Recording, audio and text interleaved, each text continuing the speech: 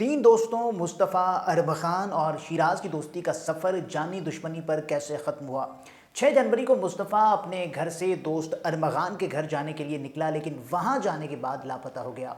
तलाश में नाकाम हो जाने के बाद घर वालों ने 7 जनवरी को मुस्तफ़ा के अगवा का मुकदमा थाना दरख्शां में दर्ज करवा दिया।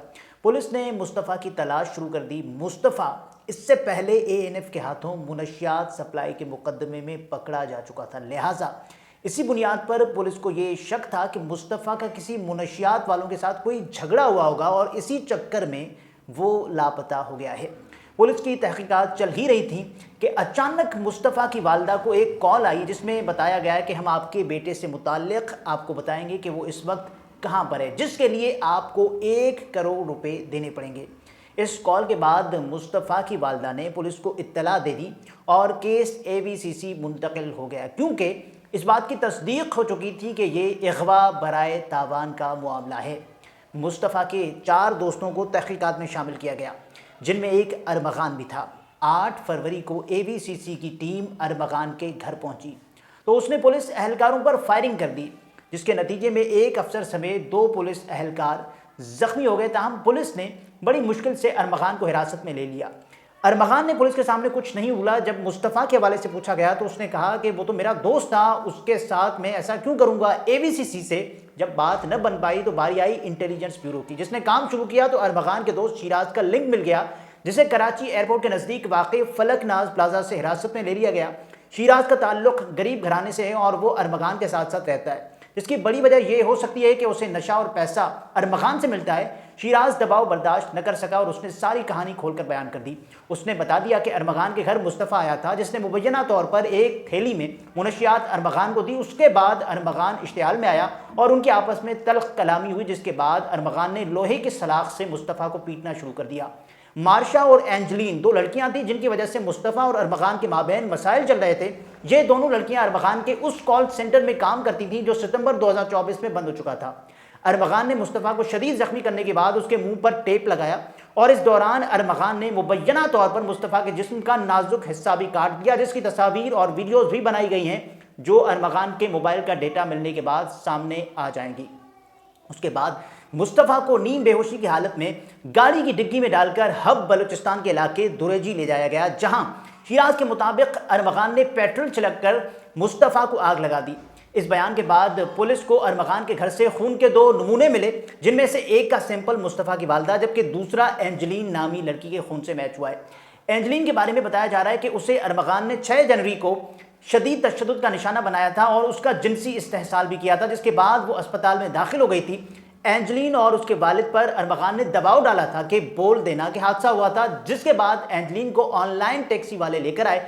एंजलीन के वालिद ने अस्पताल में वही बयान दिया और बाद में बेटी को लेकर वहां से चले गए, जिसके बाद से दोनों लापता हैं। मार्शा मुस्तफ़ा और अरबखान दोनों की दोस्ती और दोनों के उसके साथ जिस्मानी ताल्लुकात थे। जहां तक एंजलीन की बात है तो वो मुस्तफ़ा के सामने अरबखान के उज़्वे खास का मजाक उड़ाया करती थी। अरबखान के एक कॉल सेंटर में लड़कियां काम करती थी, जिन पर काम के साथ साथ अरबखान का दबाव होता था और वो उनमें से कुछ लड़कियों के साथ जिस्मानी ताल्लुकात कायम करने में भी कामयाब हो चुका था। अरबखान के पास पैसा भी बहुत था और मुनशियात भी, जिसकी वजह से लोग उसके आगे पीछे घूमते थे।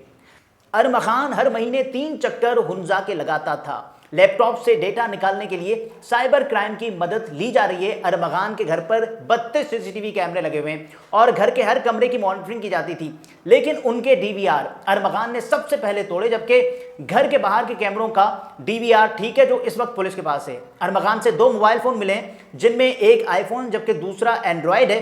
एंड्रॉयड फोन का डेटा अरबखान उड़ा चुका है, लेकिन पुलिस कोशिश कर रही है कि डेटा रिट्रीव किया जा सके, लेकिन आईफोन का डेटा नहीं निकल पा रहा।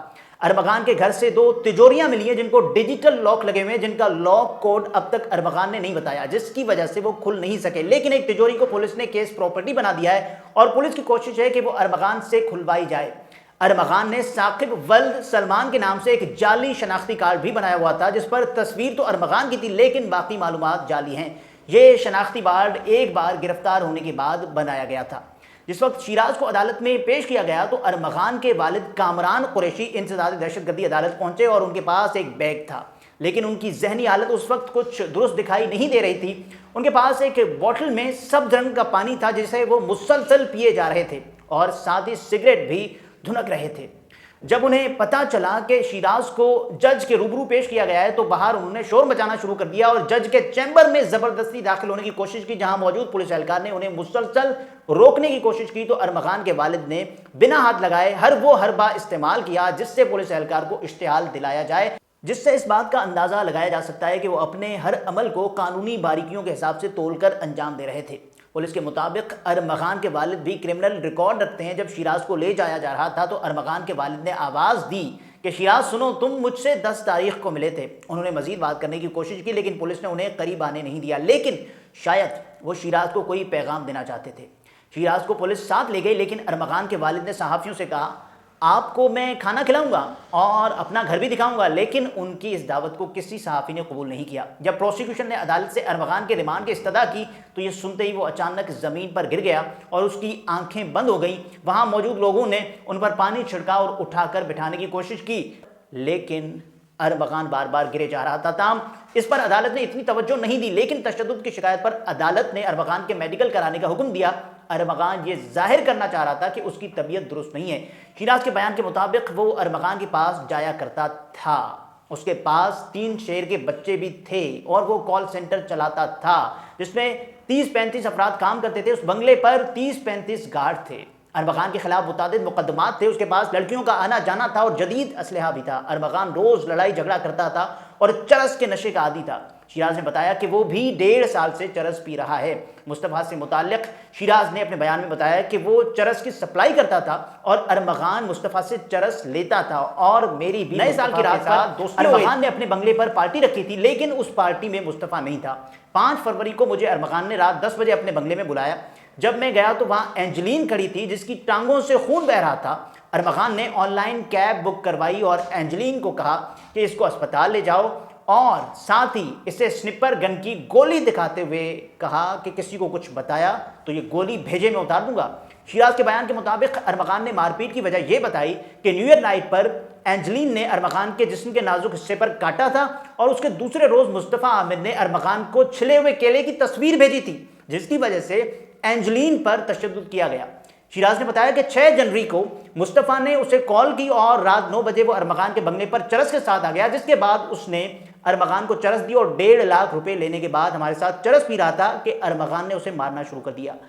اس کیس میں اب بھی بہت کچھ آنا باقی ہے، خاص طور پر وہ لاپتہ لڑکیاں جو مصطفیٰ اور ارمغان کی مشترکہ دوستیں تھیں۔